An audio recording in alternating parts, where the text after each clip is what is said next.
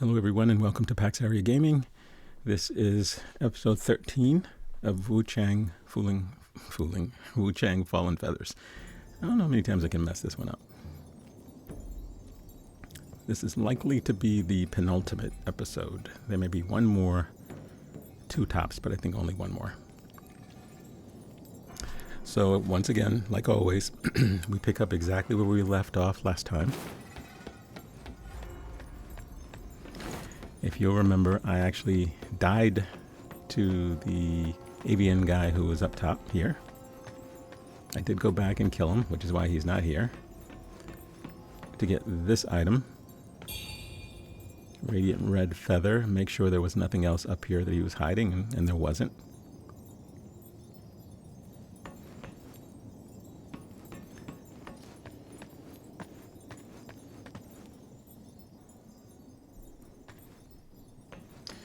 So now we'll be able to sort of work our way around the area that we had passed up before. That area will be off to the left.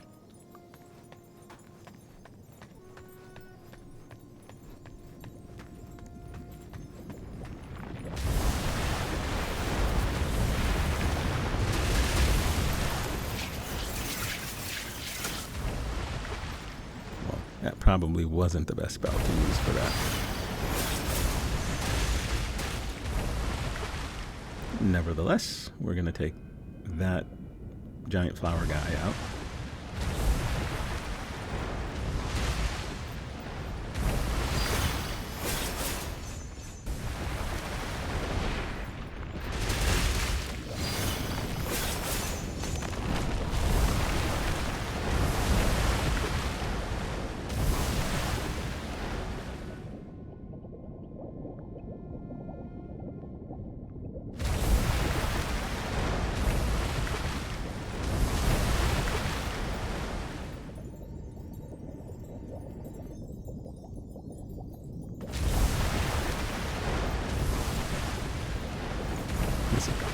This area, by the way, is called the Avian altar. I don't know whether I mentioned that before. Easy enough to navigate. You don't want to get hit by the corruption stuff that's bursting out of these pools. It really is kind of hard to get hit by them unless you're just lingering in the water, and if you are, you're going to be hit with corruption pretty badly. So to the right is a dead end. And to the left.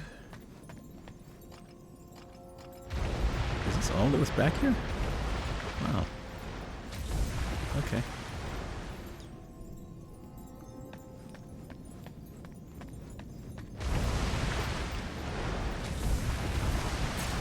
Okay, now I see. Alright, so we can go forward. I was like, so that's it?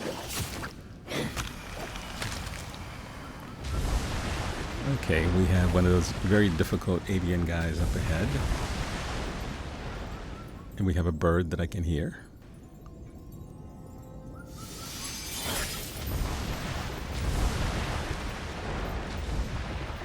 I guess technically he is an avian hunter. I actually really hate facing these guys. Is I can never see when he's going to do that, fire off the gun, and it seems to stun lock you.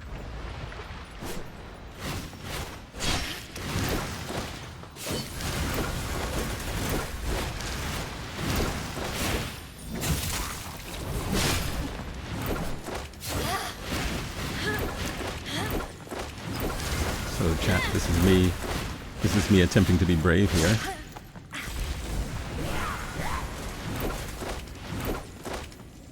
Using my evasive maneuver so he can't hit me. The problem is, the second I stop moving, he either shoots like that, and when I'm trying to heal, or he'll do the laser fire thing, which apparently can shoot through walls. Wow. That's why I hate fighting these things. So as you can see, me going in and trying to do melee combat with him Not the smartest thing in the world. And again, I can't see when he's pulling that stupid gun. Yes, whenever I try to do something, if I'm not hidden behind something, he actually just goes out and attacks me. He's a very annoying enemy. I thought the pot lady was annoying. He's probably more annoying.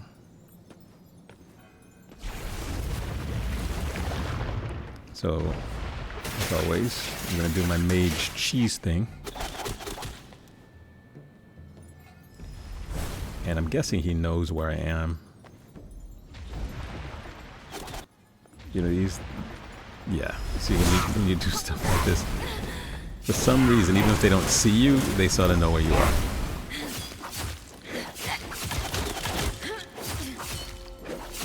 It's probably going to kill me if I don't heal.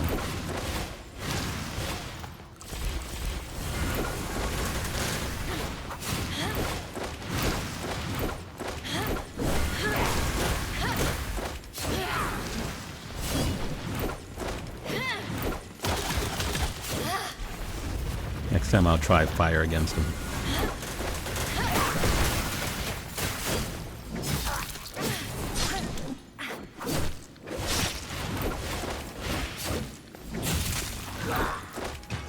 Jesus. If you remember, when we fought the last time, we both ended up dying, and the game didn't give me the win. So I ended up having to go traverse through that hellish little area to get back to that guy. Very annoying fights. Incredibly annoying. Anyway, with that done, we have our Radiant Red Feather. We're going to continue through, and there's a pendant that we can find as well. As soon as I work my way back to where we were, which is over here. And there's the bird. Where are you, bird? Right there. All right. There are only a couple of bosses left, so I'm not gonna not use those feathers in my fights. I probably will burn through them because it'll probably take me a few attempts. Not too worried. So we have a one of those gesture thingies here. Pay your respects, which I guess means worship.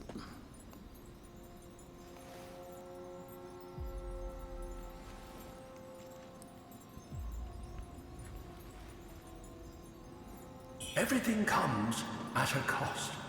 Some dreams may come true, but they are not what they seem.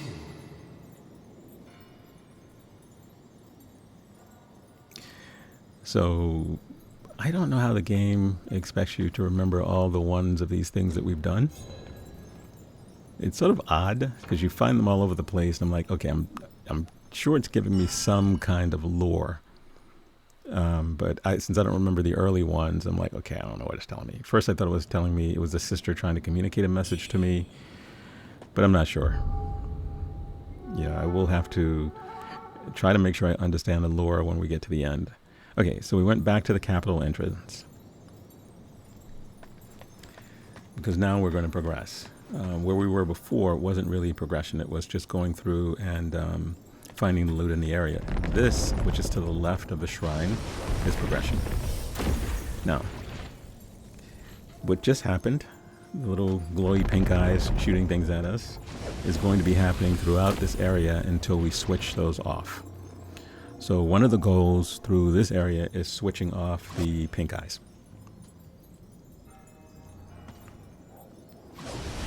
I think there are a total of four pairs, not 4 eyes. And they will keep firing. They're not going to stop until you switch them off. So if you go out there and you try to fight any of the enemies that pop up, because there will be a number of them. Not these little mob ones here, because they really can't hurt you. But there's some other enemies that will pop up that can hurt you. And if you decide to engage with those enemies, you're likely going to get killed. We're back at the Avian altar. We were at the Avian altar on the other side.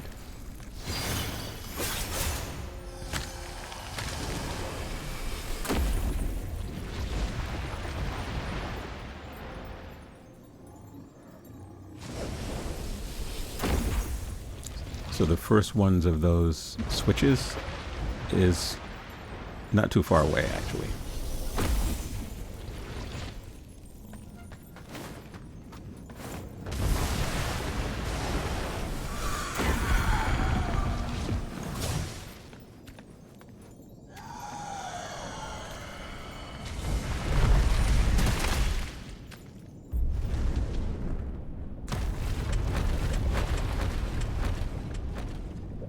There we go.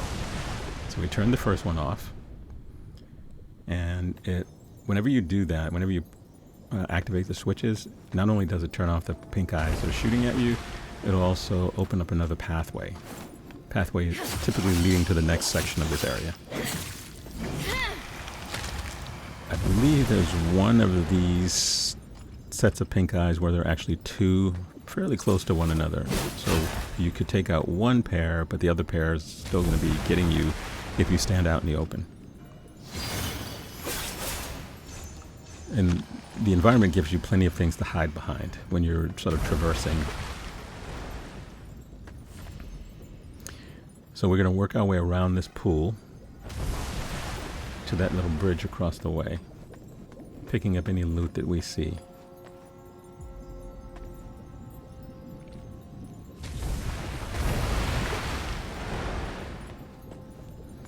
Yeah, these little corruption geysers are all over the place, so it's not like there are very few parts of Bow Capital where you don't have those to worry about. But again, you shouldn't be wandering around in the corruption pools, so you should be okay. There's plenty of non-corrupted walkways, pathways that you can walk on. And yeah, you do have to go into the pool to grab any items that might be in the middle, but you don't want to linger. You go in, you grab the item, you come out. Make sure you have the purple flowers consumable. Oh my god, another one of these. Jeez. I cannot tell you how annoying they are.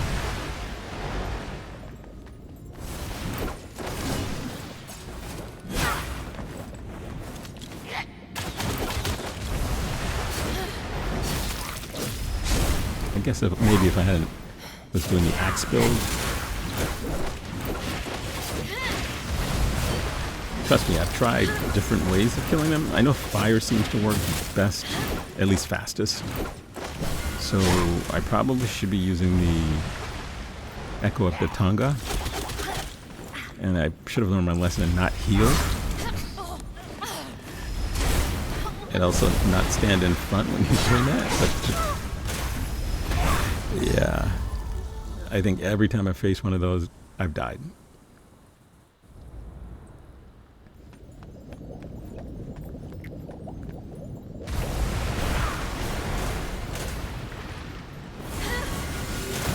Okay, so I adjusted, decided to go with fire. So at least that puts a status effect on him. And it should regenerate pretty quickly because I'm constantly dodging. Get a couple of hits in while I'm at it. Yeah, this is definitely the strategy. Okay, lesson learned. After being frustrated by these guys. So what the hell are you hiding in here?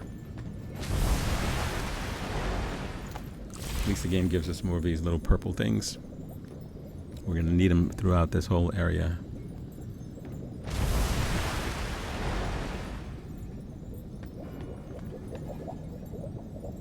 So I'm just making sure that there's nothing in the pool that I missed. Grab this item. It's just soul grass. So he was hidden away in that little alcove with just soul grass. So it wasn't anything major.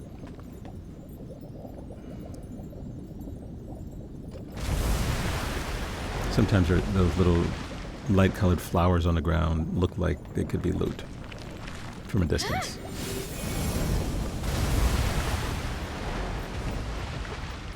So these guys are pretty easy to kill with fire as well. So magic doesn't really work all that well against them. Feathering spells doesn't. I mean, they each chip away at its health, but fire seems to do the most. And this probably is the best fire-based spell that I have. It's been a go-to since early in the game, actually.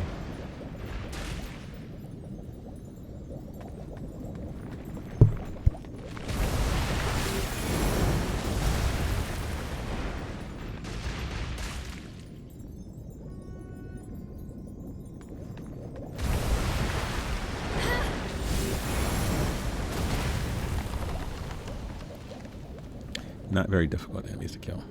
If you go down there and you melee them, you're going to take damage from the corruption.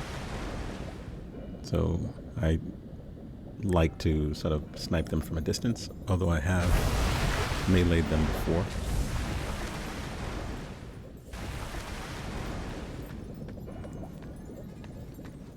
Okay, so we do have an item in the middle of this pool. 2 items, actually. You want to time it so that you're not hit by the geyser when you're over there. You should be able to get both of them before the geyser erupts again, after it erupts.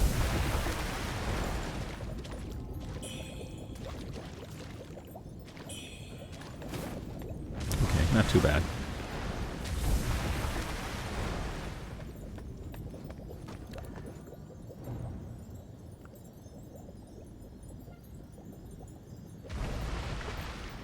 A little backstory about the Avians and what happened to them.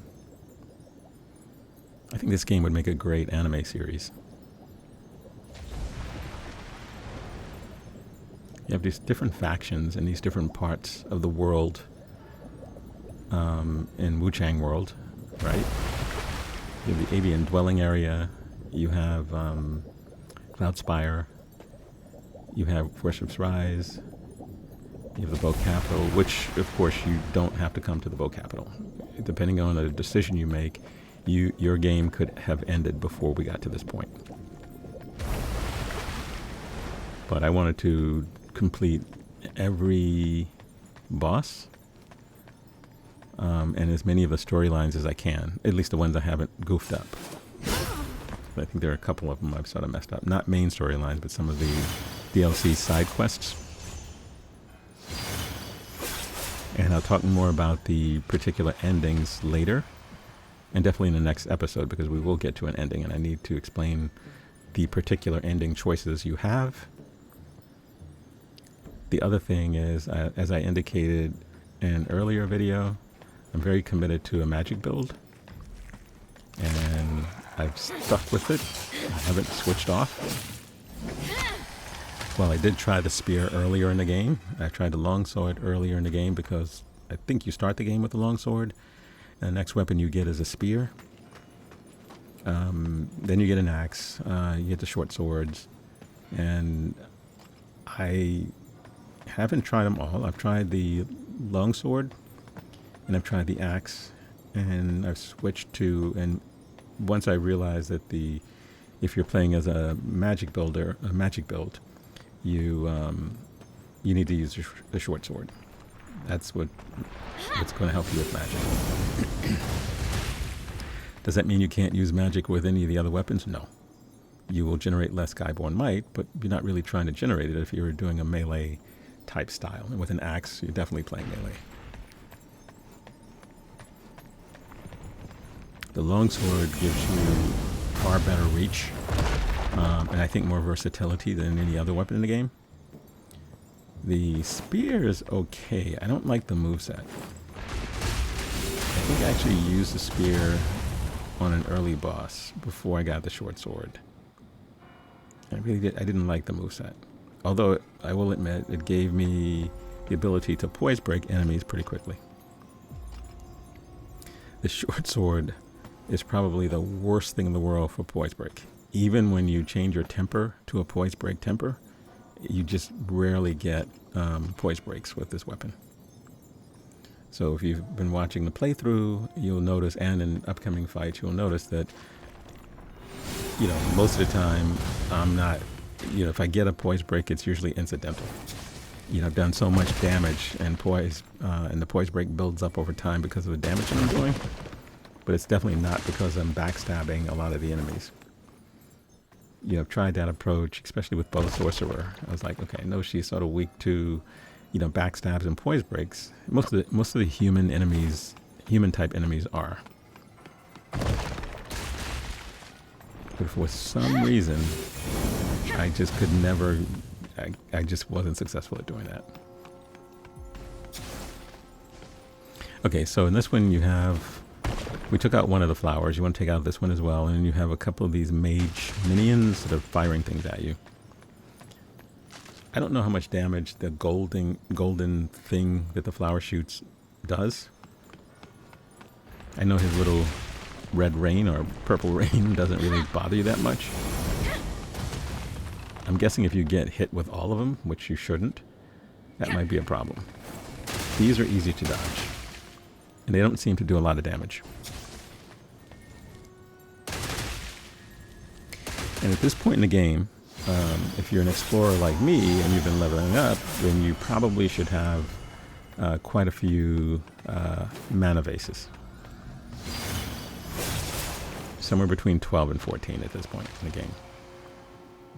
Because you really are at end game here. There are a couple of areas we've yet to explore, but this is definitely end game. This is chapter 5.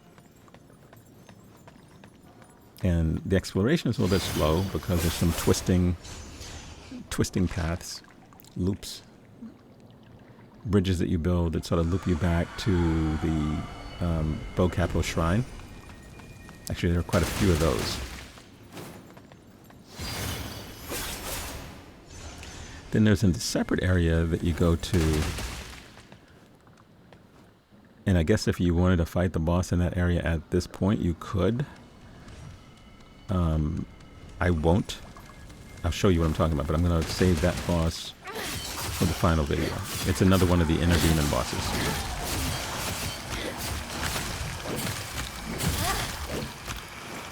You know, last inner demon we fought was one that switched weapons, used a whole bunch of different weapons against us.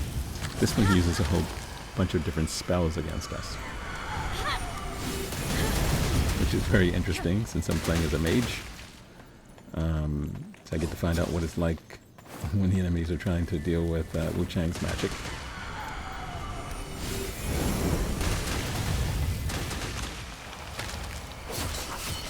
Yeah, these guys are pretty weak. I mean, you don't want to stand back and just let them cast spells at you.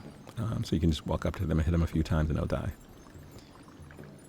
And the little corpses that come out of the ground and grab you, the little half corpses, they're back. We saw a lot of these at Doom Hollow Beach. And oddly enough, you don't see them in other parts of the game. So I like the fact that they've shifted and changed the environment enough that you get different enemy types in different places. Like in this chapter, you will still be getting new enemy types that you haven't seen before. Which makes it interesting. So they don't, you know, some of the Souls games will re-sleeve bosses. It's the same boss, it just looks different. This one, yes, there are some of the bosses that you'll see in multiple areas, right? But it's not, because they introduce new ones in each of the territories, and in some cases it's the old ones plus the new ones. It keeps it interesting.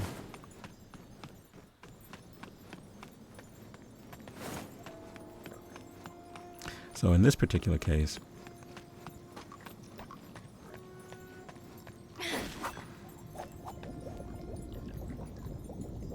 we want to run up to the altar and grab the item, and then we want to run to the left of the altar down those steps.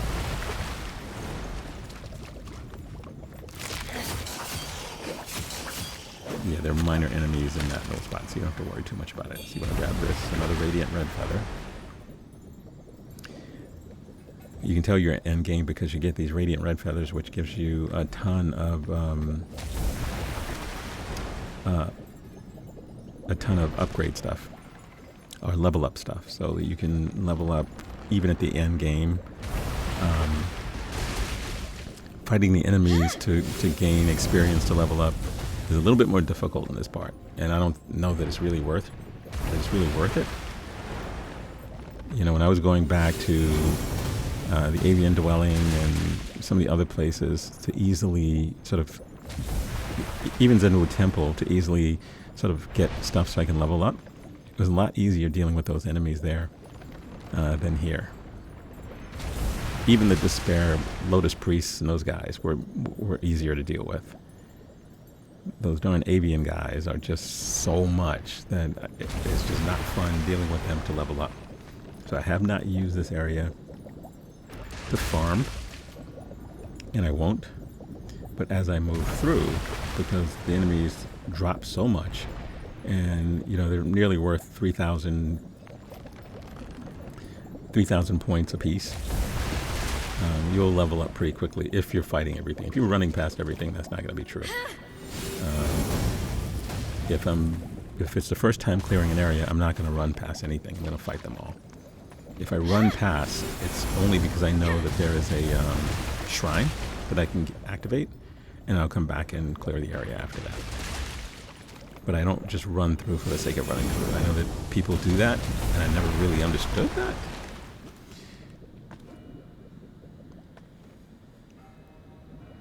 Okay, so we're going to grab the items down here.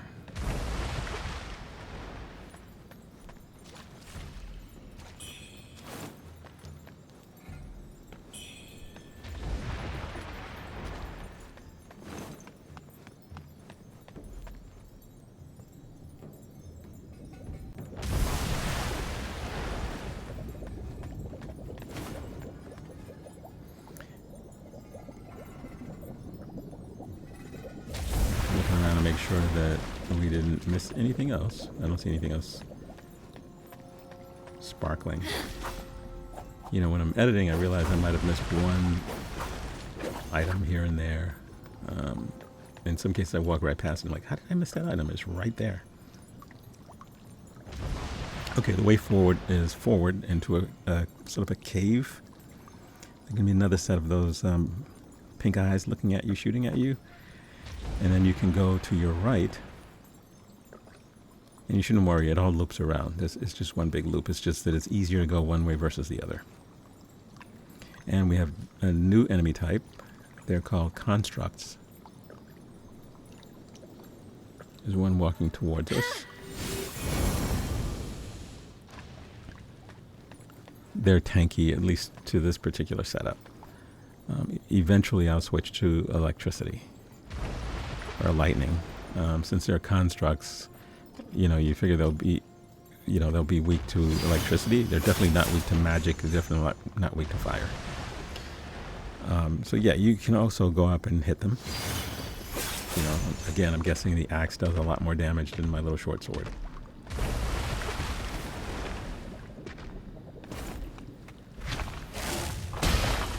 It moves pretty slow, so you don't really have to worry too much about it. It has that move, that swipe move, and then it does a hand slam move and a stomp move.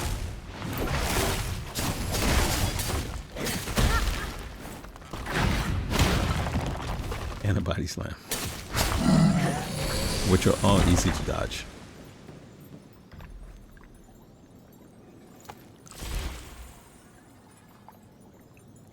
There are some inactive constructs that you don't have to worry about. If you can lock on the construct, that means it's alive. If you can't lock on, it means they're inactive. And in this section, I wasn't like breaking them, the ones that are inactive. I don't know that you get any points for doing it, but at least you don't, if you come back through the area, you're not wondering whether it's alive or not. So I usually just smack them and break them. There's another one walking there. Oh, watch out, because there is a, that's the pink eyes firing at me, but there's also a slasher. So you don't want to get, you definitely don't want to get caught up fighting the slasher with the pink eyes sort of throwing things at you.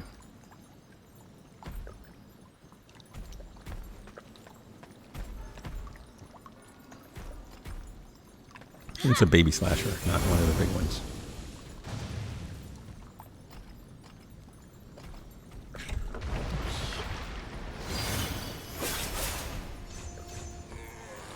Very easy to take care of. Grab this item here.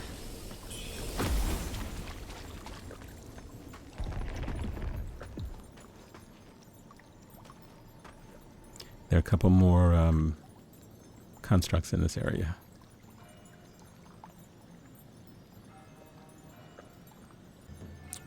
This is definitely the safer route. The route to the right ahead, even though you can see the eyes from here, you're still relatively safe from them. The other route, you're running directly towards them.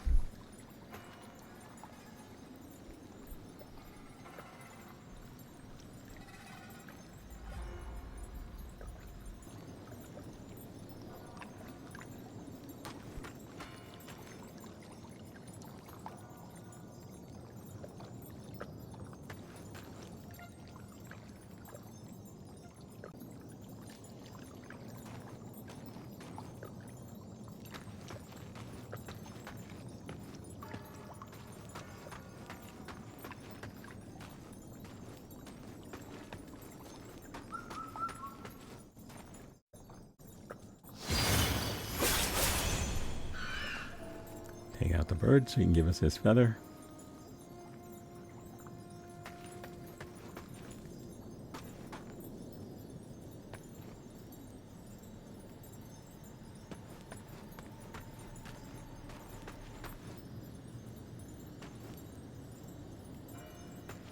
You want to cross that that fallen pillar.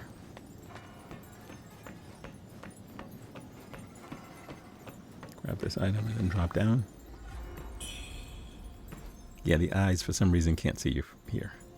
Now, so you're gonna go forward. There's another set of steps. In front of those steps is a pressure plate you want to be careful about. Because I guess if you step on it, you might get stun locked into whatever projectile is going to be tossed at you, and then hit with the pink eye, and then you have the construct coming up the steps. So it's just a bunch of bullshit. That's the pink eyes firing at you. And so the objective is to run up, and you can dodge those pink fireballs, actually.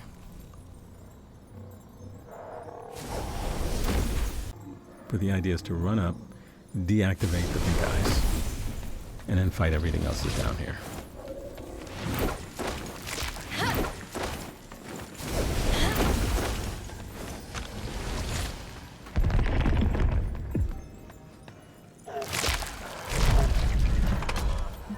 There we go. Pink eye should go to sleep. Another pathway should open up.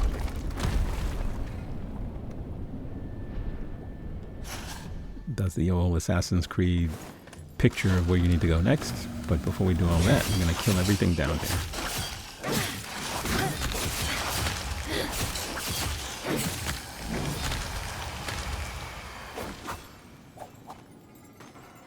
Even the constructs downstairs.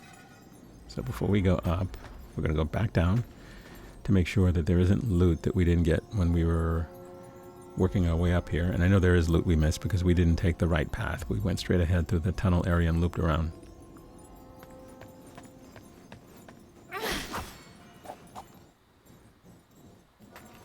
I don't know why I've decided to start hacking these little creatures. They don't give you anything for doing it.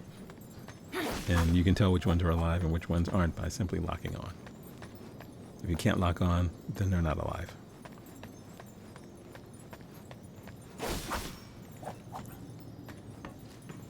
I guess that's to make up for all the deaths I've had in the game.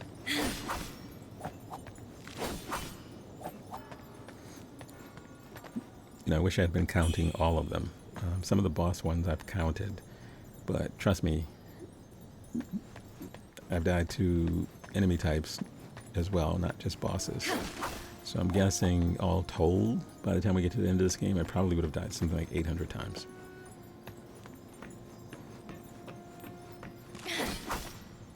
The boss fights alone probably account for about 600 of those. One boss alone counted for 90-something. There was another boss in the 70s and quite a few in the 40s.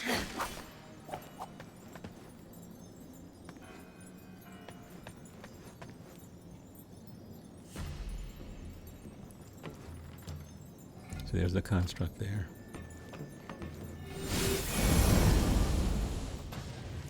Yeah. Sometimes I can be a little bit stubborn. I know fire doesn't really do much against them. And our magic doesn't really do much against them. And believe me, at some point, I'm going to switch my spells to electricity-based spells. And I don't know what happens if he steps on the pressure pad. Okay. Nothing happens. So maybe it's deactivated. I'm not sure. Because absolutely nothing happened to him.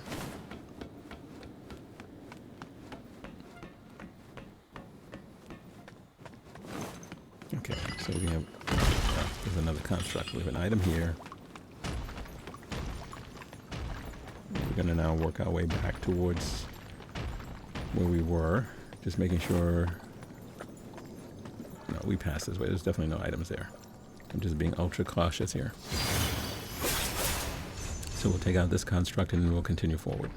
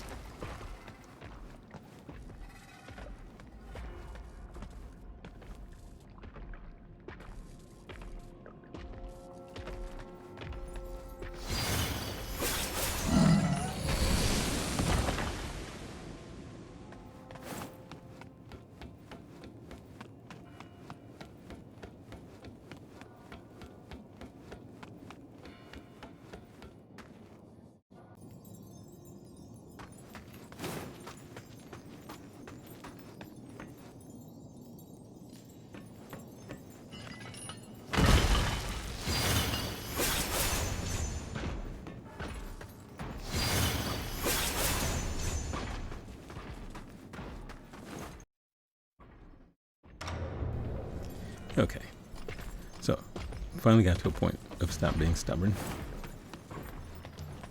And we'll just see how well this works against the construct. Okay, it works very well against the construct. And I'm guessing if I had thunder-based, thunder or paralysis-based benedictions, I probably would have killed him in one blow with that.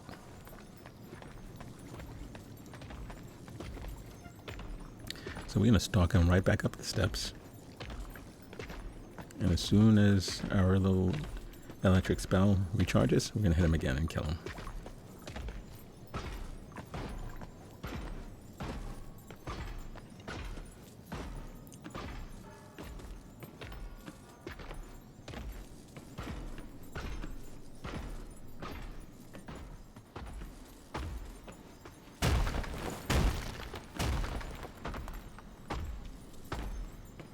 We're going to be seeing more of them, more of these constructs throughout this area, by the way. They're not just a one and done in this little area. There's his buddy.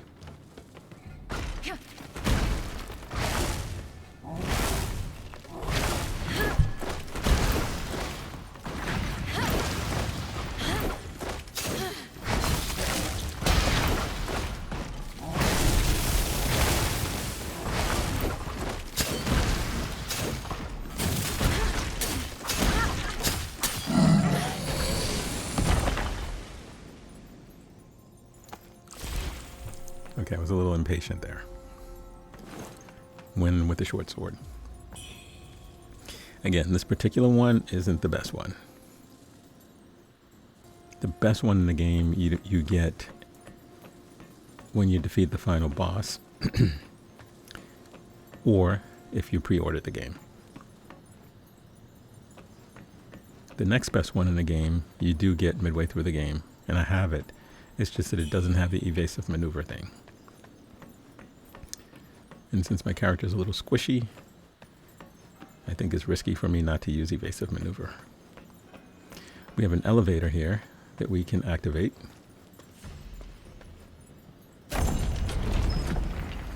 There are a number of these in the area that we will be activating as well.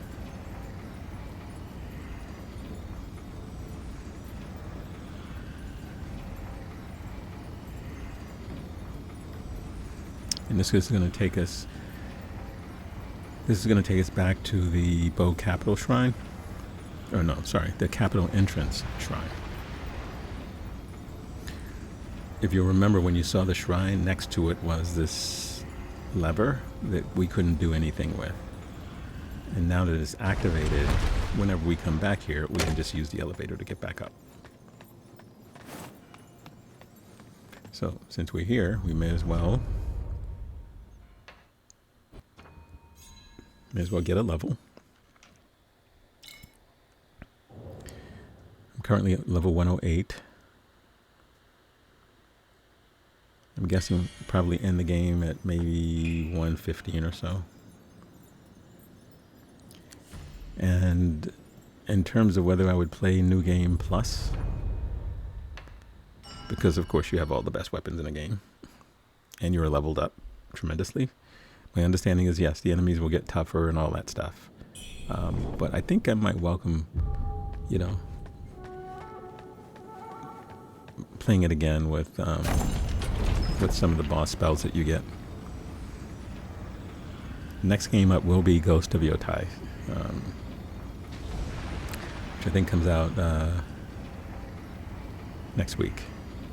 So if I end up replaying Wuchang, it'll be either after that, offline. But I definitely wouldn't be playing it at the same time that I'm playing Ghost of Yotai. Because if it's anything like Ghost of Tsushima, and you're like me and you play all the side quests, it could be a pretty involved game.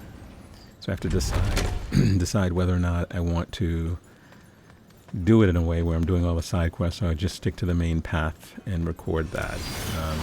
Really depends on the tolerance level of people.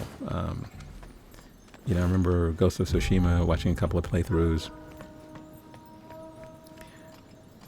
One was a lot like my own playthrough. I wasn't recording then. When you complete all of the side character stories and things like that, you don't necessarily need to see me, you know, like see them chasing every fox or doing things like that. But the main characters, you want to see them do those quests. So I've seen, actually I only saw one person do it right and cover all of that. And then I saw someone else do it and then would get bored with the storylines of particular characters, and they just never went back to finish the storylines. Doesn't affect the end, right? You get to the end, you know, it's sort of preordained in terms of your getting to the end, and then of course the decision you make at the very, very end. You have two choices, you know, so, but again, it doesn't really affect the end of the game. Maybe it affects how you're perceived in the game, and maybe it affects how you feel about what you did at the end of the game. Because there's a bit of a culture clash between an older culture and a newer culture in terms of Jin and his uncle. Ghost of Yotai takes place 300 years later, so not quite sure what the story is. But if it's anything close to the Ghost of Tsushima, I think I'm going to love it.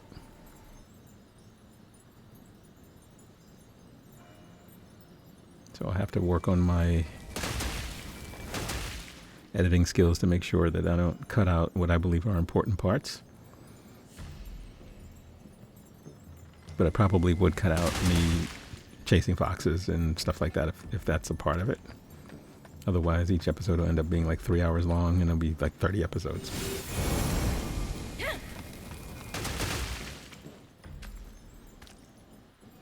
Yeah, I don't need to kill that guy across the way, to be honest with you, because I have the item that was on the cliff, and I can't get across there, and he's just going to keep doing that.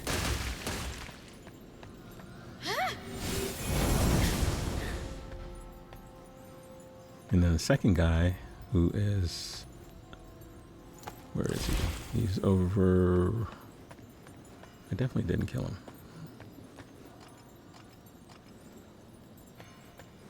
We were eventually going to make our way through this whole little fleshy area anyway, so... no worries. You see the pink eyes up ahead? They don't see us yet. But you need to be aware that when it does spot us, it's going to begin firing at us.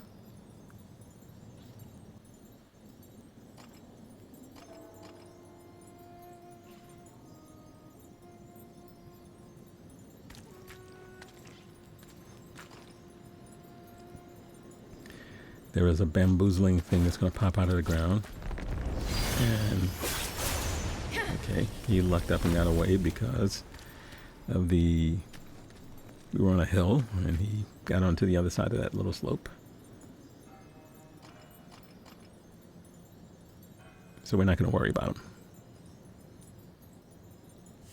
I like the panda, but he doesn't sell a whole lot of stuff that I actually need or want. He does sell an item that allows you to upgrade to level 10. Upgrade your weapon to level 10. So that's going to be helpful. And I think it costs you 5 of those bamboo shoots, which I think we have more than 5. Once you buy the first one, you'll be able to buy those lustrous red feathers is what he sells. You'll be able to buy them from any of the vendors once you buy the first one.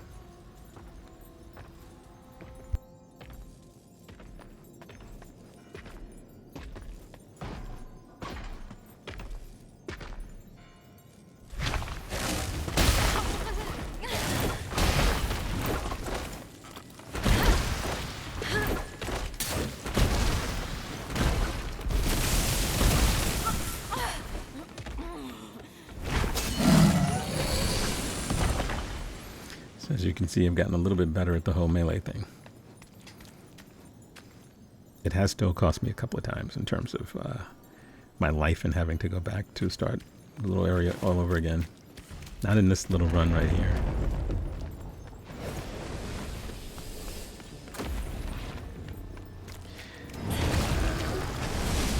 These guys... Okay, there's nothing over here. You want to run past them. You are eventually going to get to them, and you are eventually going to kill them, but you don't need to do that with the red eyes firing at you. So you just want to keep going until you get out of his line of sight. And you have this mage thing.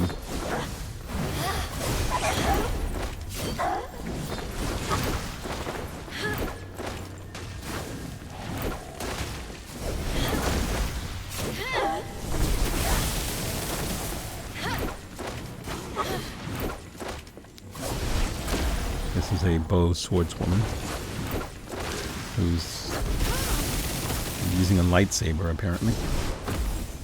Using her Jedi moves, but they're not that difficult to kill. So you want to not stand there and get hit. So you want to go over here, activate this elevator.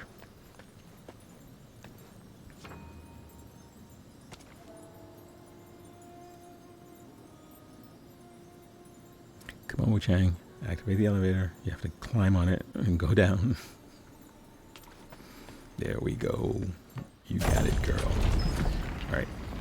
So now, you'll see as you're heading down some areas that have loot on them below. Like that. And the only way to access that is by, since Wuchang can't really jump, by rolling off of this platform onto that. And then making successive steps down. I think there are, let's see, 1, 2, 3. There's either 4 or 5 jumps you have to make. Or step downs you have to make, not jumps, since you can't jump. In order to collect the items and make it down here, where you'll be dealing with some other constructs. So now that we see what we have to do, we can go back up and then jump off at the appropriate time.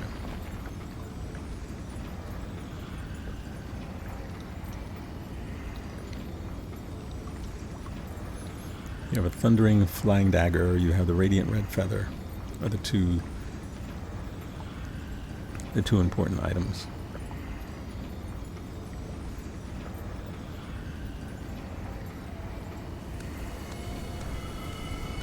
Easily missable, or people could simply decide, nah, they're not that important, I don't want them. So, you know, you can leave it, but I'm like, okay, first time through, I'm trying to get everything purposefully.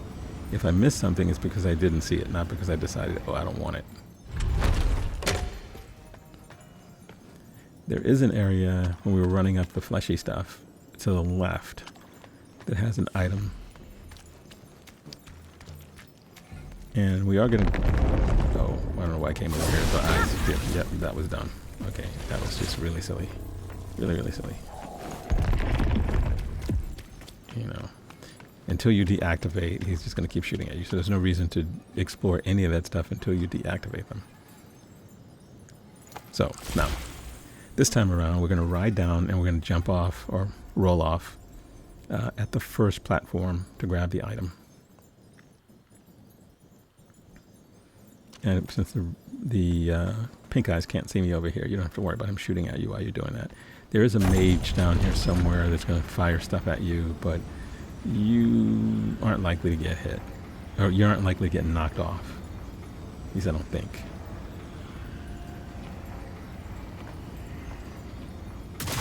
Oh. Okay. So, Wuchang has had her her final destination moment. So let's do that again. I guess I didn't roll enough or picked the wrong time to do that. I didn't think there was space between the two. Alrighty. Good thing is, of course, we have the elevator that we activated that was right next to the shrine.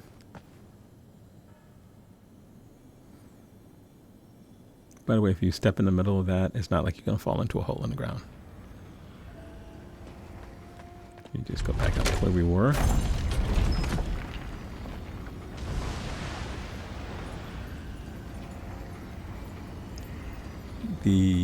Let's see. Yes, the enemies will respawn, except the enemy that was fighting the tall avian guy. The avian guy will be there, the tall avian guy will be there, but the enemy he was fighting will not be there. He does not respawn, but all the other enemies do. But we're going to run past them to get back to that spot where we fought the bow swordswoman.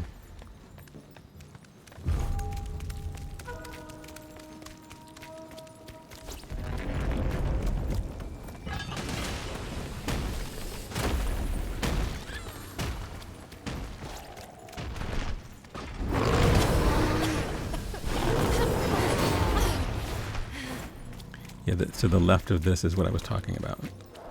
There's an item off to the left of that.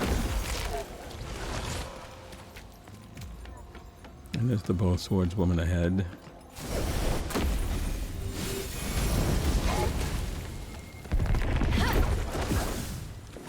Not smart to fight her on this fleshy thing. Get back over here. This water is safe, by the way. It's not the red water. Alright, so she's back using her Jedi moves.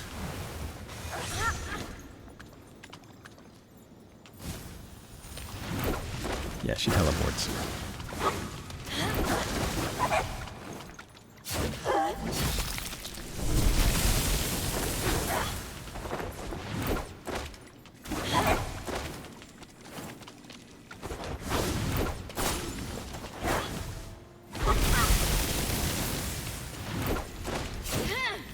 Okay.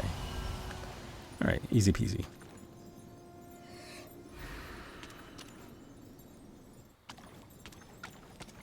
And the run back to this is not so difficult, by the way.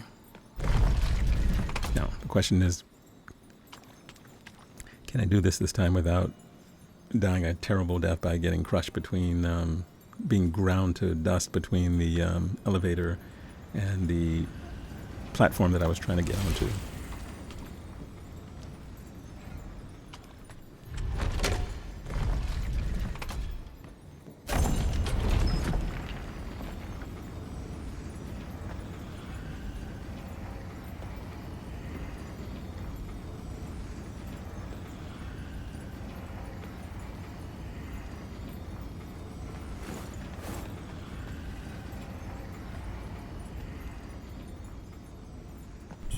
Okay, that one worked out well.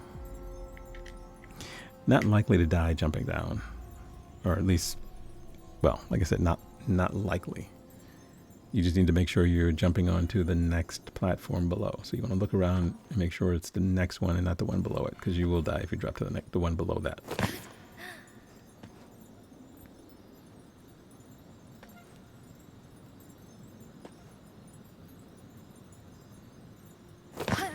You want to grab this item, and I think that's it for the items. Now it's just a matter of making your way down to the bottom level.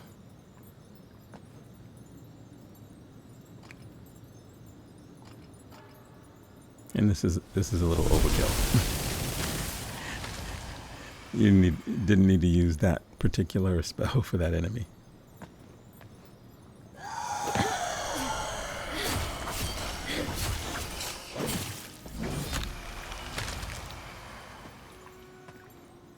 Okay, we continue with the drop downs.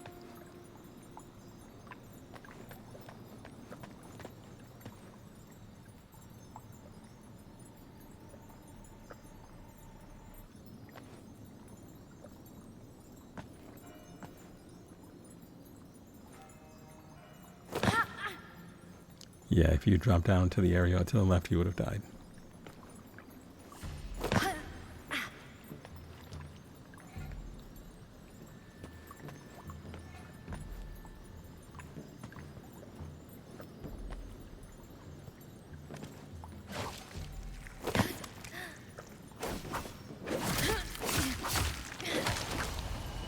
What the heck he's doing up here?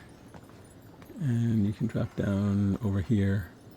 Oh, there is one more item down there. Okay. So there were a total of 3 items.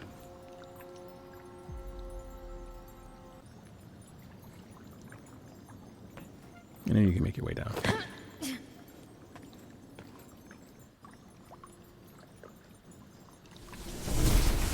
Yeah, I didn't think that was going to reach. Yeah, that wasn't, again, not a good use of resources. I was like, I don't think that's going to reach. Okay, so we did that. That's the elevator.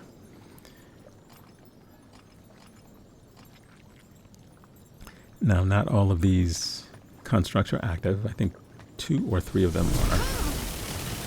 So we're going to take them on one at a time. That's the only reason you don't want to run over there and activate them, all of the ones that are living. It's just easier to kite them over and then smash the other ones so that they won't be in your way.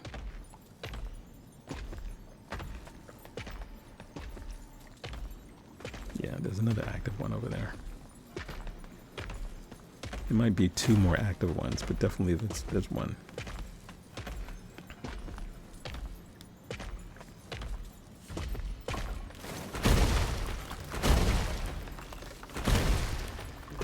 So you want to use the same strategy that we recently started using. Dodge around, build up your Skyborn might, and then use the spell. Go in and get a couple of hits. There we go. Definitely makes these little fights eminently easier. Same thing with this one over here. Shock him, takes away half his health. He will lumber towards you.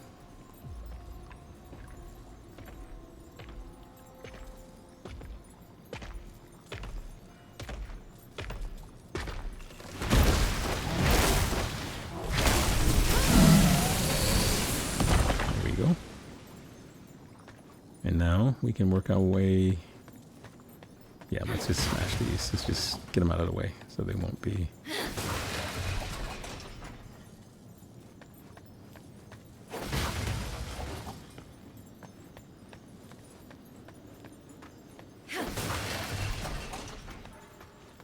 Okay, cool. That's it.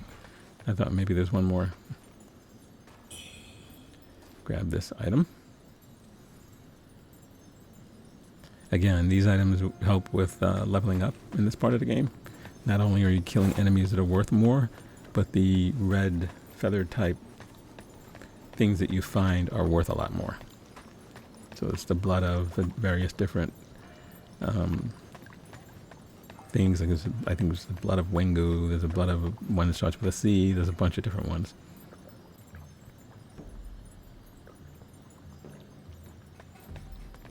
So if you get to a point where you have a level and you want to squeeze out another level, oh my god, we're not going to fight him. We're going to run past him. We're going to attempt to run past him. He's got his hands full over there, and what we want to do is get to the next shrine, which is right over here.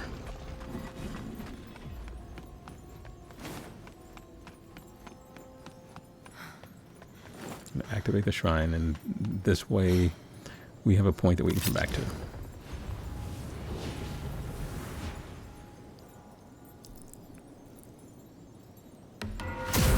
We'll go back and deal with them, but first things first. This helps keep us from having to do this massive run back to get back to this spot if we had died fighting him.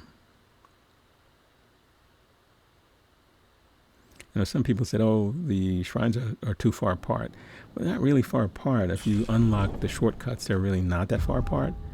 There are a couple of times in the game where they seem really, really, really far apart because you're really close to, you're actually close to the shrine. You don't know you're close to it, but you're very close to the shrine. Okay, we have one of these little doors. Now, we're at a point now where we've answered all the other questions correctly. But in order to get to where we want to get to, you actually have to answer this particular question incorrectly. I think this is that door. You have to do that. Let's see.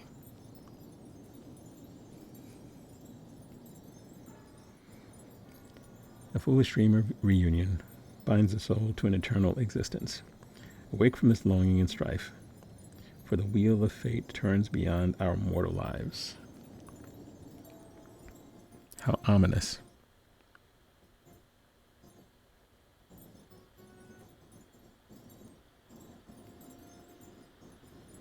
Grand dream fades, the wheel turns anew. So we're going to pick the world turns anew. Get the evil. Devote oneself solely Get the evil to laugh. The pursuit of dreams is folly. Are you resolute?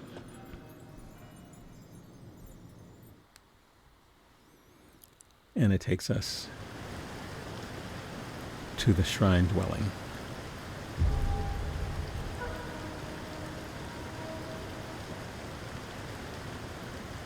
Now, we're not going to actually do anything here yet. We will come back here, but we're not going to do anything here yet. Actually, we are. We're going to activate the shrine so we can come back to the space.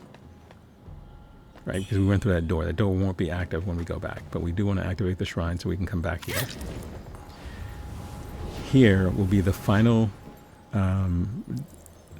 inner demon variant of the game. And I want to do it just before the final boss of the game. So if you go down these steps, hang a right, go down to the bottom, she'll be there waiting for you. She uses only, well, I guess she can't hit you too, but she uses spells, lots of spells. So, again, we're not going to fight her right now. We'll fight her in likely the next episode, just before we fight the final boss. So we're going back to Bow Capital.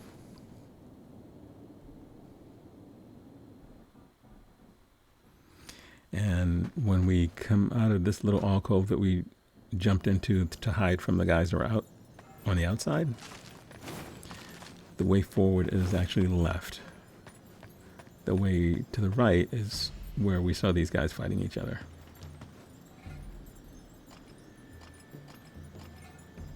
We're going to see a number of enemies in different sections of this area fighting each other.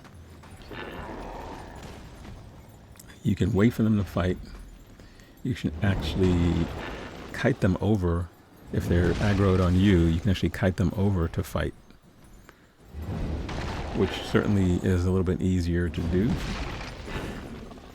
So you have the giant slash. Is it the slasher or the bow dragon? I think it's the slasher. It's the slasher. So you get the slasher fighting one of the Avian guardian guys.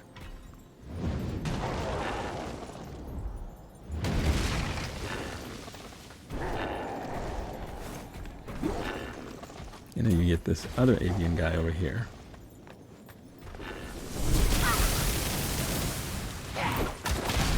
The one that I find annoying.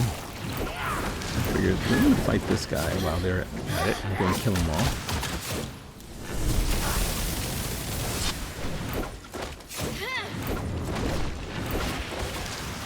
I promised myself I'd be using fire against them, and I used electricity twice and it seems to work.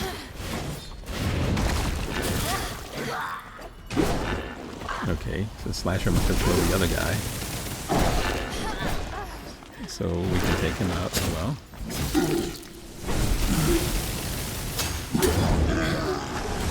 Alright, and the Avian guy should be dead because the Slasher, I think, killed him. Okay, so we got everything done. Oh wait, what is this? Okay, we got a junior Slasher over here. Okay, so now they're all dead. So if you need to go back to the shrine, you can go back to the shrine and then continue along the way.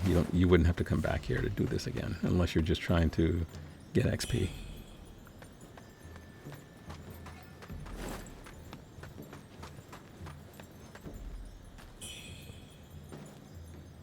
So like I said, if you run past them, you go back and you can fight them, but you just want to get to a safe point so that the run back isn't so far. So if I had died, I would have ended up right back here at the shrine. So this area ahead, which is to the left of the shrine, has got a couple of doors that we have to unlock, but it also has a dragon right up there. It's going to jump down. He's guarding a chest, one of the gold chests.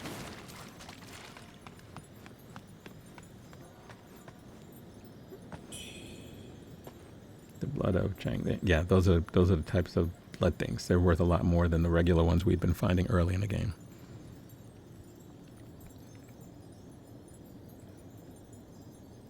So when you head down there, he's going to jump down. Don't think he doesn't see you. He's just biding his time. Well, never mind. He changed his mind. He's down. Yeah, he shoots lasers at you. But you have enough stuff in the environment to hide.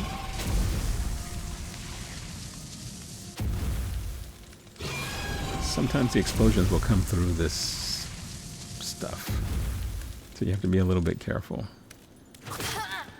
Yeah, and there are a bunch of these little zombie guys around too.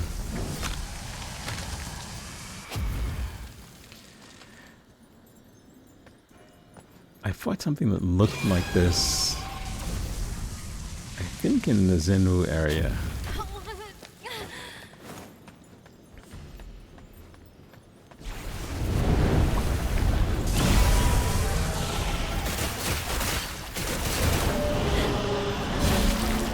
And they were much easier to fight in that area.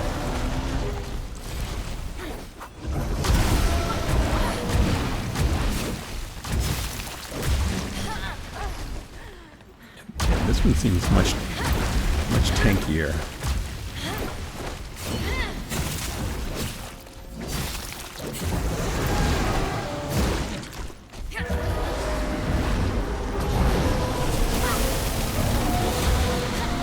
Yeah, this is probably not the best spell to use against him. And when he does that, there's a little... Oh, he didn't do the explosion. He messed up my fire spell. Fire probably works better against him.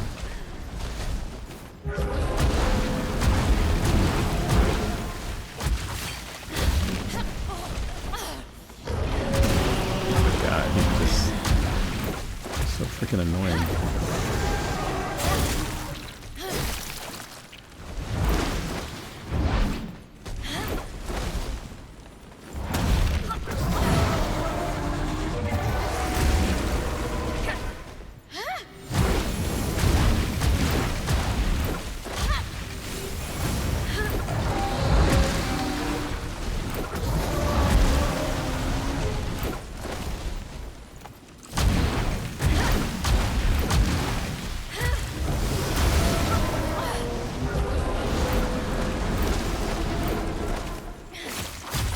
He's on fire, so... Okay, he's dead.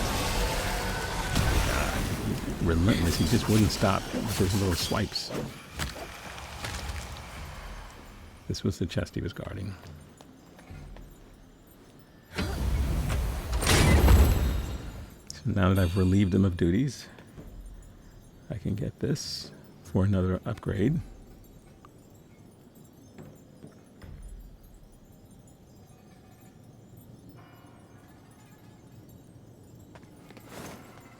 And any of the enemies that remain in this area are now pretty weak, so you don't have to really worry too much about them. There's a door that we have to unlock where that lever is ahead. And there's a door off to our left as well.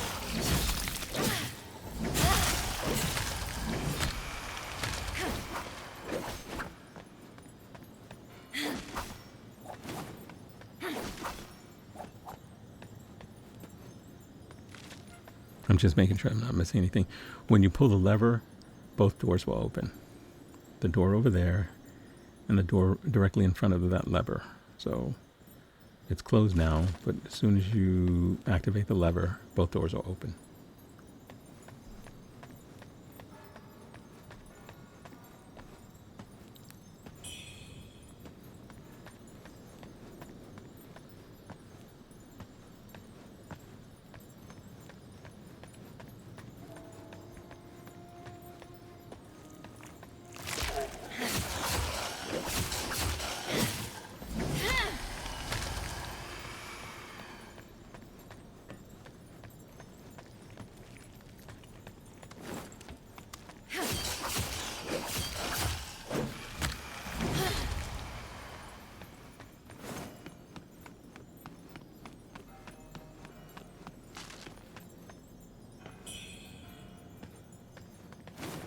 Okay, now we can activate the lever. I was like, okay, I'm being neurotic here, picking up every little thing that I see.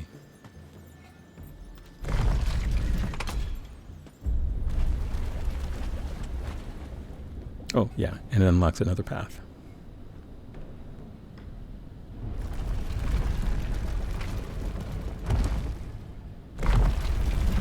That's the second door. Actually, that's the first door. The second door is behind us. So it looks like the second door is progression and the first one is not. I don't know. We're going to explore both doors anyway.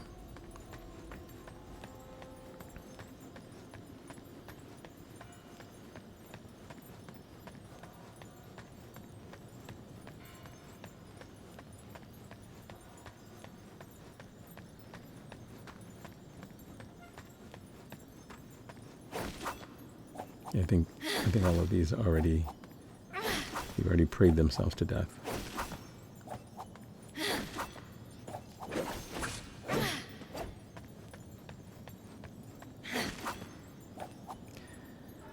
Now I think, let's see, when we go, actually, is this the way forward? Anyway, like I said, we're gonna go through both anyway. So you go here. There should be some steps off to.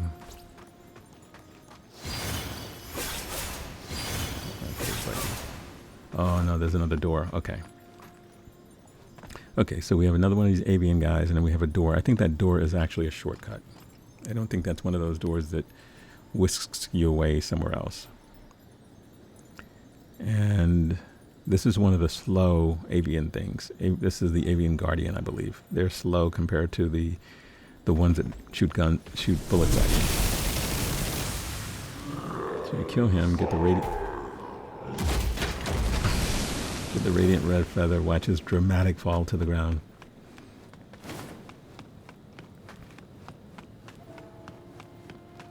We're gonna run back here and rummage through whatever he was hiding back here. I don't think there's much in here, actually. I think this should be purple things. Yeah. And that door, which I think leads back to an area we've already been to.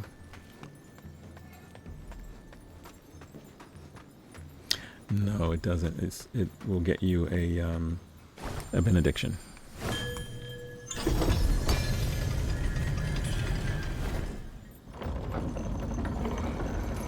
Wait, it does lead back.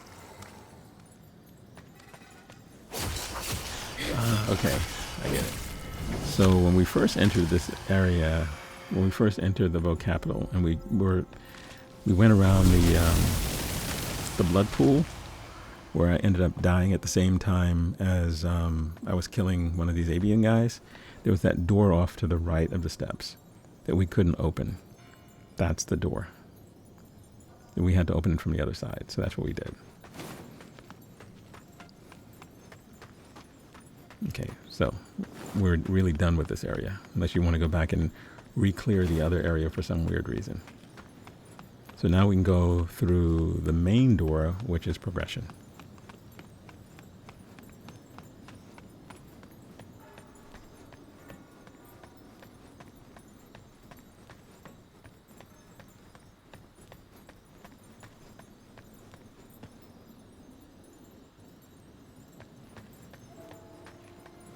Okay, we have another elevator that we need to activate.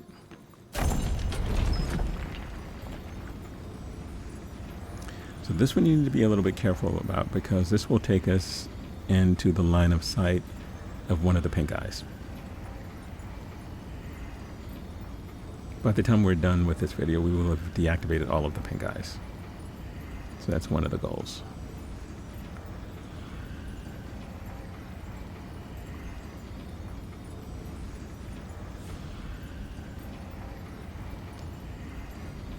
And part of the area will look familiar to you.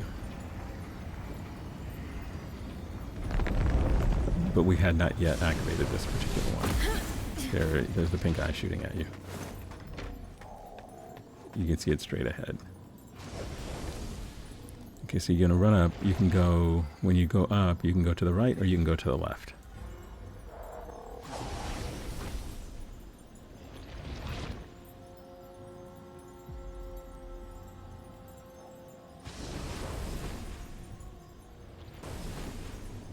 We're going to actually end up going in both directions, actually. But first things first. We want to go to the right first to turn that off.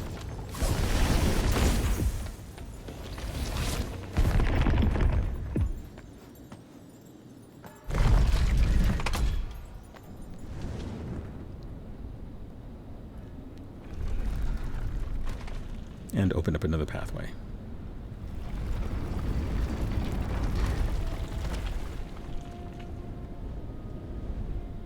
We actually ran past that area when we were down below, but remember there was no pathway at that point. So you have the giant avian guy there. You have a path to the right, path to the left. The path to the right we've already been to, because when we ran past the avian guy, that was the path we took. The path to the left is where we're going to be heading once we're done with this area. We're not heading there yet, actually. We want to try to... Okay.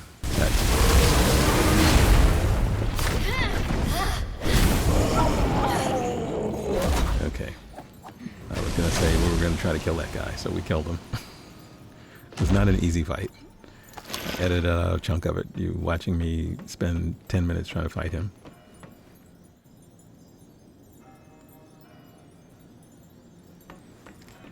Okay, so there's stuff to do over here.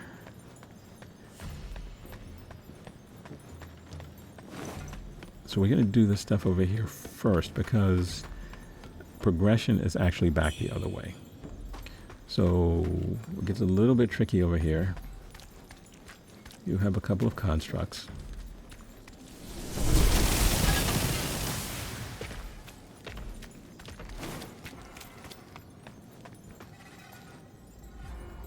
And you don't have a lot of maneuverability room on these little fleshy things.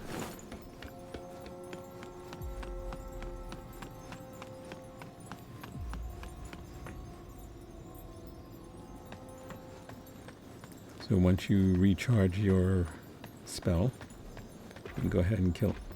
I don't know whether it's enough to kill him. No, it wasn't enough. We're not going to take any chances here. I do not want to have to fight back through all these things again.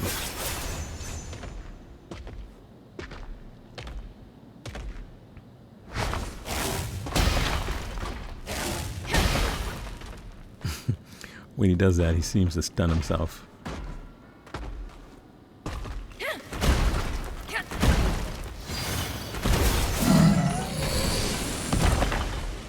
I guess these constructs are like golems. They don't really have a mind. They just, I don't know. So anyway, we're going to go back to where he was. There's another construct, and then there's an invisible bridge that we're going to have to cross.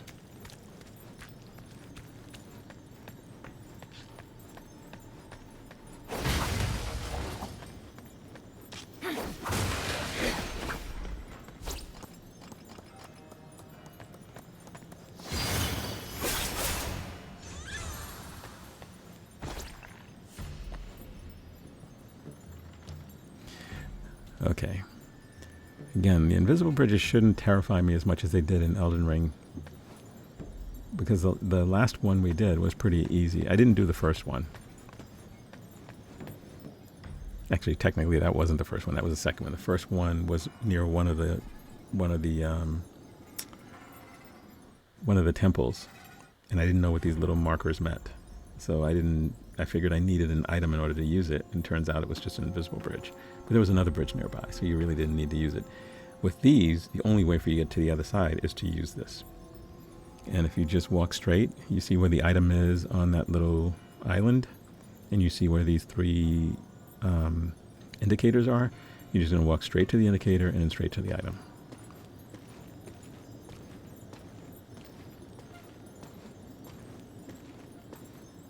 You grab the item, and you see the indicators across the way. Again, you're just going to walk straight to them. So it's a lot more straightforward. There are no curvy paths like the last ones we did. In Zenwu Temple, it was like, oh my God, because you're picking up different items along the way. So here you can go left or you can go right. We're going to go right first, and then we're going to go left.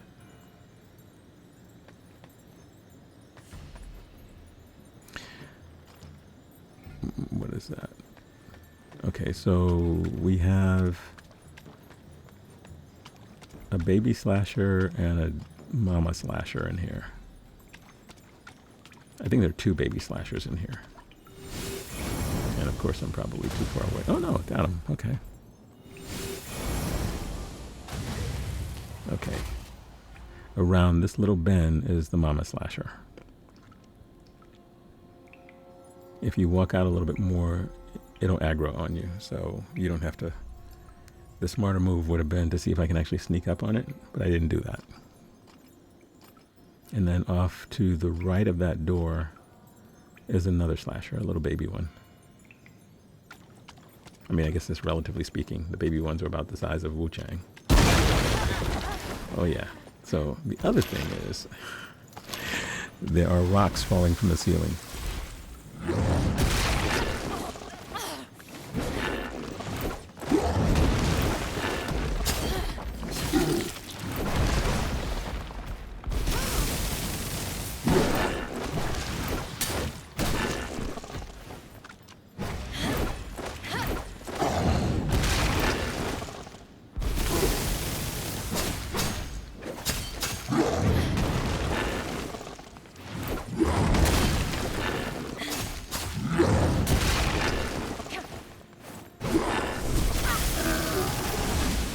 That wasn't too bad. That wasn't too bad at all. And remember, the rocks falling from the ceiling, so you want to stick close to the walls.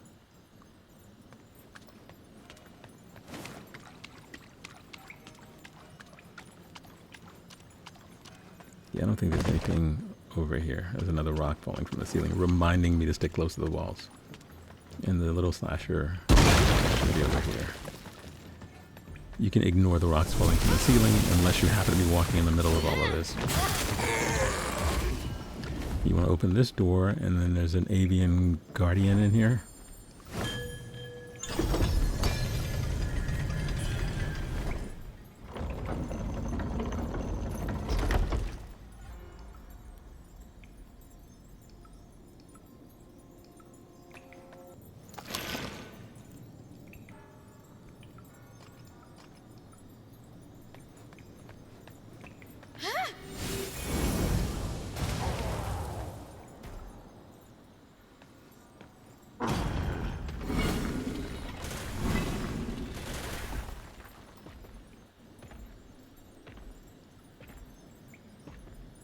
I don't think he can actually come through the door.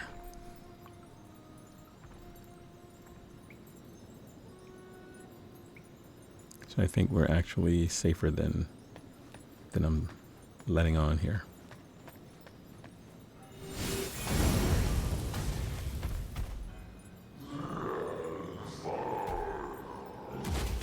Okay, so we're gonna go in and grab whatever he was protecting.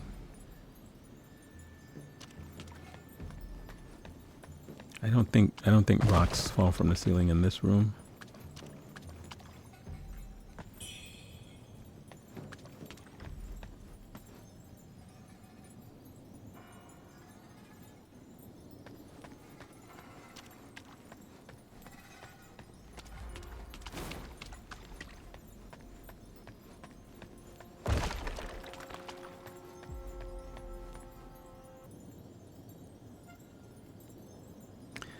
I actually think that would have taken you, if we'd taken that left-hand turn on the fleshy thing, that we would have ended up back in that area. I think. These loop-de-loops are beginning to get a little bit confusing here. So we are going to not cross that, but we're going to work our way to the left. When we came across, I indicated that we can go left or we can go right. We went right. Now we're going to go left to the end.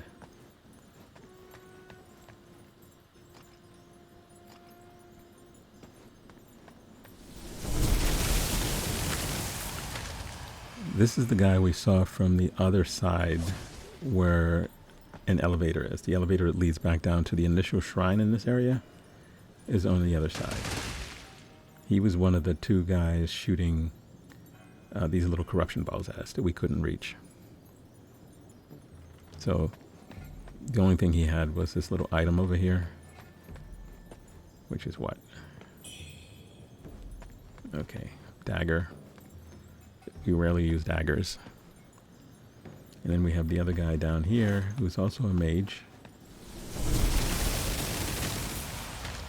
He's a mage no more. And we're going to continue working our way down this little slope.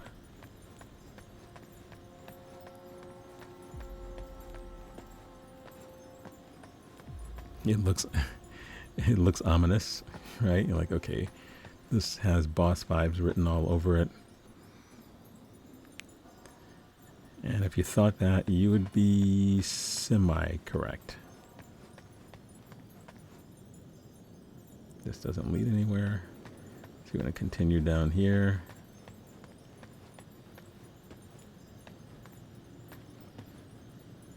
Yeah, because it has boss vibes, I'm like, okay, what have we here?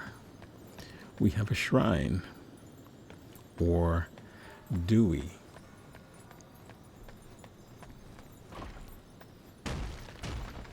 This is a little bit different because you didn't even have to approach this one. Remember the other ones, the mimic shrines, you have to approach. This one, we didn't even get to it to see whether it was holding the incense or not. The other thing about, the other oddity about this particular shrine is that Radiant red feather, nice. Is that this shrine only takes you one place. So it's not a regular shrine. So if you're in this area, do not try to activate it. I mean, you can go ahead and kill it because you get points for killing it, but don't activate it. It will take you back to the Worship's Rise in Ruins. Not where you want to be. And if you've done everything there, there's really no reason for you to go back there. I do have to check to see whether I have NPCs that I need to talk to. It's been a while since I've spoken to other NPCs, since this area is rather unwieldy. So this is that shrine. But if you do this, it'll take you to Worship's Rise and Ruins. So no need to do that. So what you do need to do is to go back and cross the invisible bridge again.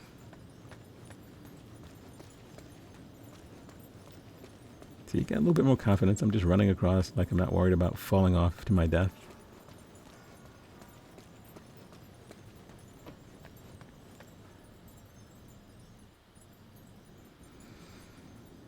Okay. Where are we going?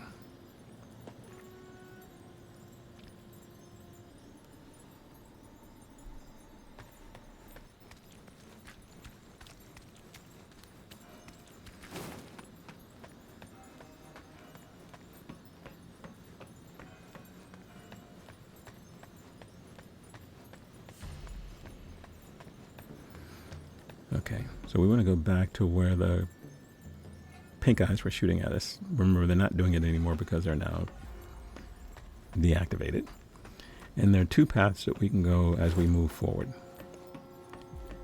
And heading in this direction, okay, no, this is the final. There's one more of the eyes.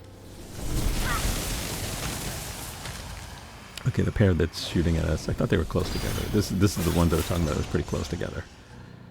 We deactivated one set, and then we have the final set. Anyway, we're going to get to that in a second.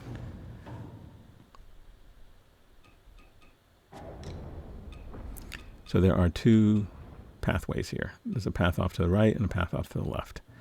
The path to the left is a dead end, but there's an item. The path to the right is where we need to go.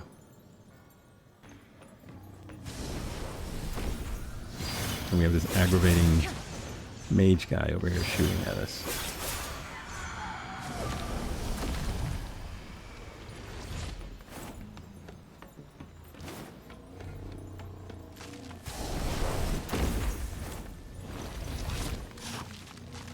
So you're going to head to the left first.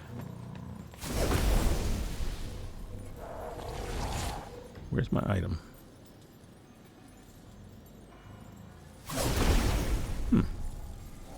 I thought there was an item over here.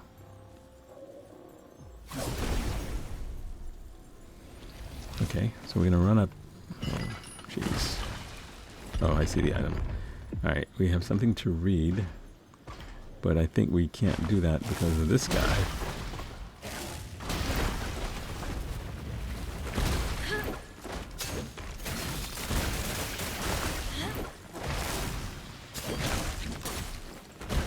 I actually used the wrong spell on him. Okay. Before we were rudely interrupted, we were trying to read this little message. My blood I offer. Okay. A relic I to wield to strike down my foe. My soul I give to shield all I cherish.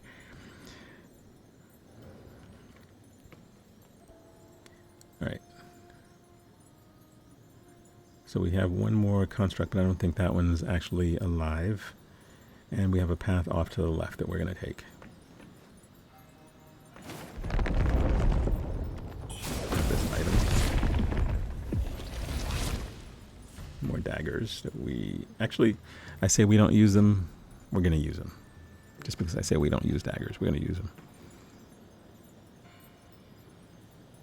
May as well. I probably have a zillion of them in storage because I've been picking them up all over the place. And against fast-moving enemies, they really don't do anything.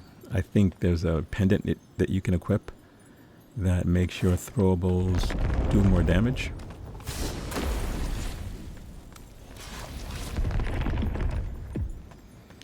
Okay, so we're going to hang a left up here. Kill this guy. I don't think the other one's going to follow us up here. And we're on the other side of the pink eye, so it's not going to shoot at you from here. But up ahead is a Avian Guardian. 2 other avian creatures. Down below is a bow sorceress and another zombie guy. So we have 5 enemies that we need to deal with. So we're going to deal with them one at a time. The good news is from up here you can easily take out the ones below. The other good news is if you can kite the other ones over here one at a time. See, I told you guys I was going to use a dagger. As you can see, they don't really do a lot of damage. Okay, wait, where's the bow sorceress? Where's she hiding? Not sorceress, the bow swordswoman. So if we can kite the other ones over here, by the way. Oh, she's right below. Now let's see if we can't ice her a little bit.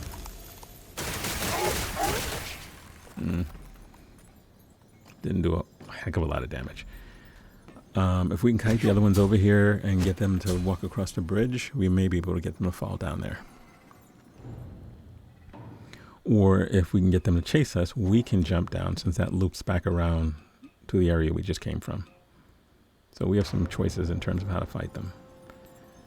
So we had 5 enemies, we got 1 done. This is enemy number 2. I don't know whether she's weak to corruption or not, but since I have these, may as well use them. They'll all refill when whenever I reset, since I know I have a bunch of them in storage. Okay, 2 down. So let's jump down and see if she was hiding anything. Grab this item. Soul grass, really? Really? Is that what I came down here for? Soul grass? Something I use rarely.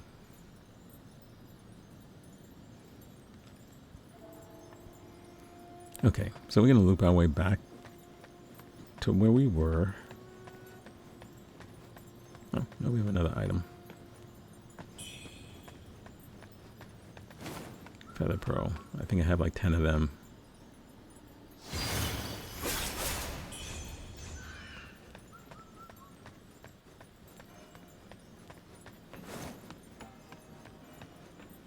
Haha. Okay, Mr. Pink Eyes, you're done. The final pink eye. And another pathway. Okay, so we got all the pink eyes done. So once we defeat the other 3 enemies up top, we'll be able to progress because we've already disabled the pink eye.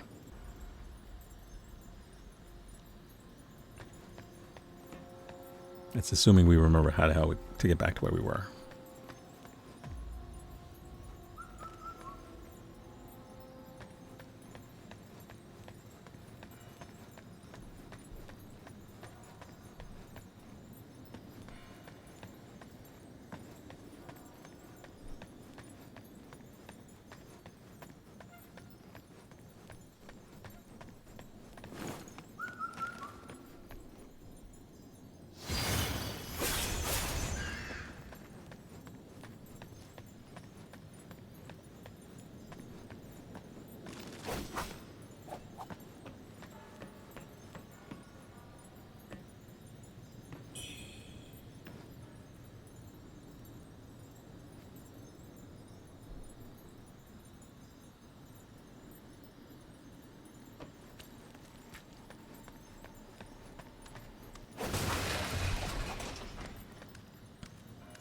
This is where we were, just in case you're wondering. And that was the lone surviving zombie guy that we didn't kill. And off to the left is where we were. So if you end up dropping down when fighting these guys, you can easily loop back around. So like I said, there were a total of 5 enemies, so that means there are 3 left. There is the Avian Guardian and 2 of the other Avian guys.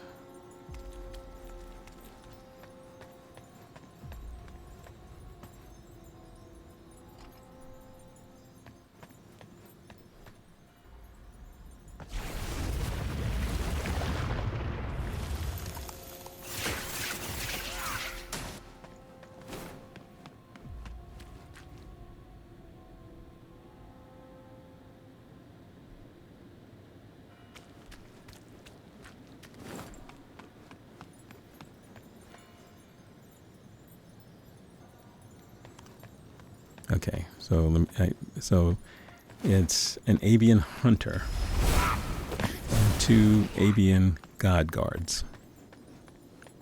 That's who they are, god guards. I'm calling them guardians. Okay, so with him, he dropped down after me. We're going to loop all the way around, and he's still going to be down below. And we're just going to snipe him from above. I'm not going to fight him. That's absolutely my nemesis in this part of the game. So he should be I actually think there are 2 hunters and only 1 gun guard. I don't know. I'll find out. Okay, so because we have this excess of daggers. Okay, that leaves 2 enemies left. We're gonna take our time. I'm not in a rush. Do things sloppy and die. Okay, so we have these 2 guys. Okay, yeah, they are 2 god guards, the slow ones. So we're gonna use the same methodology that we used for the last one, and that is, of course, waste a spell. Oh no, I didn't. I got him. All right. He's going to slowly amble his way over here.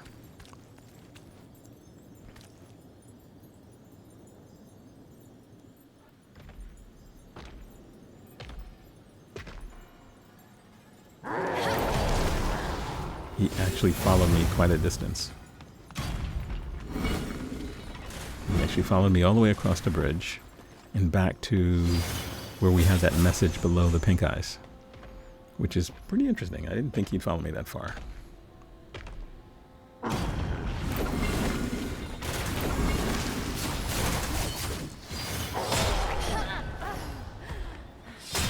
Get away from his little staff smash.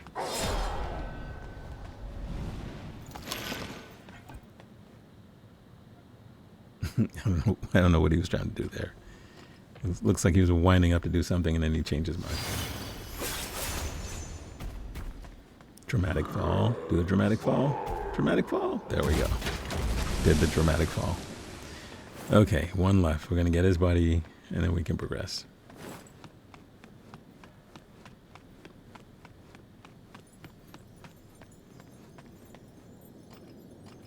We're going to do the same thing. We're going to hit him, kite him over. Hopefully he'll fall off. That one didn't.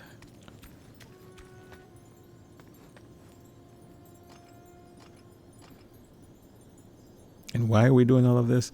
Because our good buddy, the panda, is over there. I don't know why he's hanging out with these guys, but we're going to go and chat with the panda.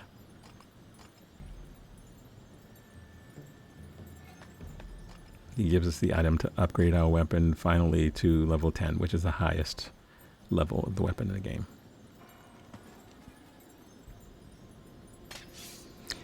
And I guess the benefit, I think I mentioned before, that once he sells you that item will become available.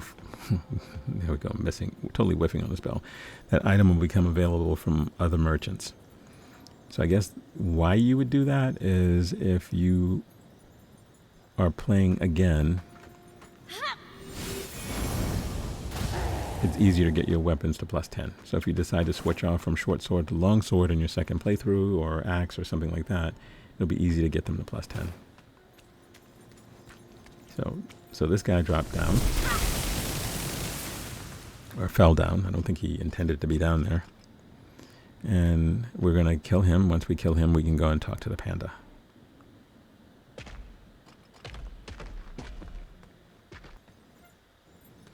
I don't know that he drops anything special, so I'm not going to drop back down there.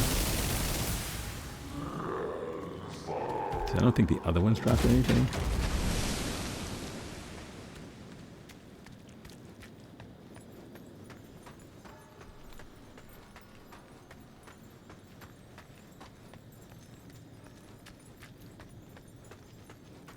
We have an item here that we can grab on the way.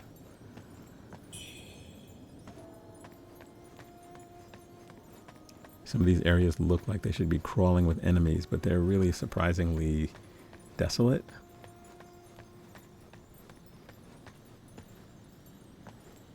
I mean, it looked just like the other areas that had a bunch of enemies in it, but it doesn't. Although this one doesn't have any red pools of corrupted water or whatever that is that we're in. And there's the panda straight ahead, and there's a door straight ahead as well.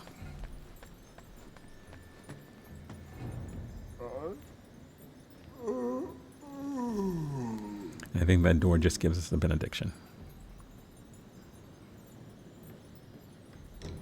So we're going to buy the lustrous red feather for 5 bamboo shoots. And I guess if you didn't miss any of the bamboozling things and you had 10, you can buy 2 of those. And then you can get the benediction here.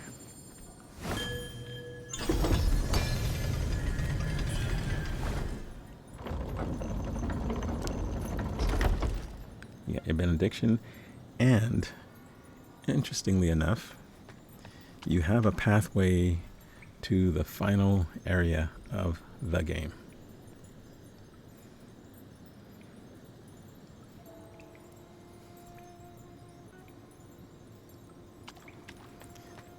So you're going to, a couple of things you're going to do. Grab this, and then you're going to go and you're going to meet an NPC who is going to give us a little bit more backstory. And from this point in the game, we're going to be able to head to the final boss. But remember, before we do that, we have what I guess would be the final chest, gold chest of the game. Before we do that, we have one of those obsession demons that we have to, our inner demon thingies, we have to fight as well. So we're not going to do that in this episode because we don't have time. We're approaching the 2-hour mark, and if we're going to complete, this would probably end up being a 3-hour video, which likely means the next video will be shorter than 2 hours. Unless there's a lot of exploring to do in this area, and I don't know that there is. Or unless we missed an area that we need to go back to. We'll find out. But in any case, this is second to the last. So let's talk to the storyteller who has some things to tell us. Hello, storyteller. What's up? You're a tenacious one. Never thought you'd make it this far, young un. So we're going to ask him a bunch of questions. Me? Oh, I'm many things. A wandering bard, yes. But also Duria, a deity worshipped in the shrines of Shu. I take on the forms I choose, shifting, adapting, endlessly. Tell me, what else do you seek to know, young un? Here lies the ancient Shu capital, entombed forever after the great war of the Avians and Bieling. Further in, you'll find the Avian altar. The Avians learned the secrets of the heavens and used the altar to craft red mercury, aiming to bend fate itself and reach godhood. A pity that such power, defying the natural order, was never meant to last. Tell me, what else do you seek to know, young man? The shards were tools they used for their rituals, the keys to warping reality. After my battle with the Bieling, the source of their power shattered and scattered across the land, remaining hidden for centuries. Those shards, I'll bet you've got some on you, don't you? Tell me, what else do you seek to know, young man? Oh, your lingering obsession with life and death, that's what drives you. Everything comes at a cost. Some dreams may come true, but they are not what they seem. An old friend awaits just ahead. They're expecting you. Still chasing illusions. Then go on. Take that leap forward. Right, we got a new spell. And we're going to meet another NPC. Once I figure out where to leap from and not die.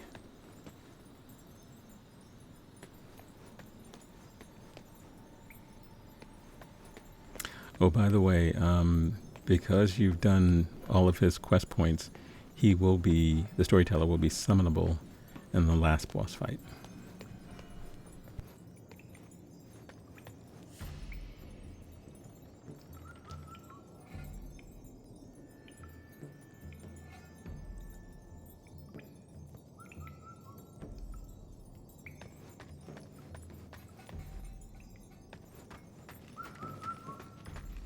We have a bird somewhere. Oh, he's right there.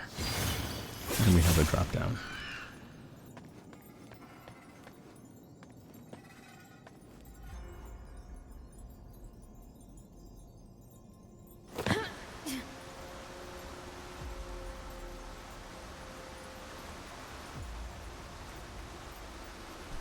This leads back to an area we've already been to, although we didn't see this tornado looking thingy.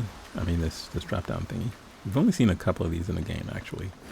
So when we come up here, we'll be actually back at the bow capital entrance and the first shrine in this area that we came to.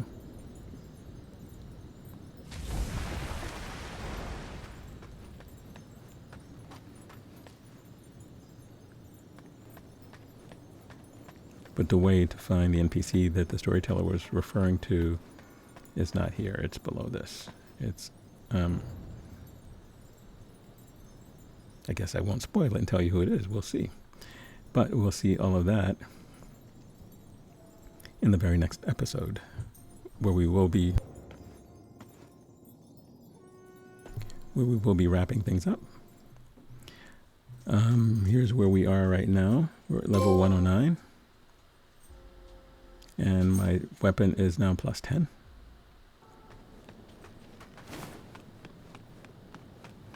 And when we come back in episode 14, which will be the finale, we will meet that next NPC who's at the bottom of this little skeleton bridge. We will take on the Demon of Obsession, the final one, and we will take on the final boss of the game. And then I'll give you my thoughts on the game. Right?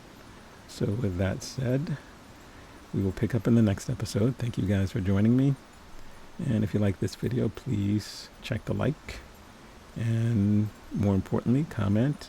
And even more importantly, subscribe. Take good care, and I will see you in the next episode.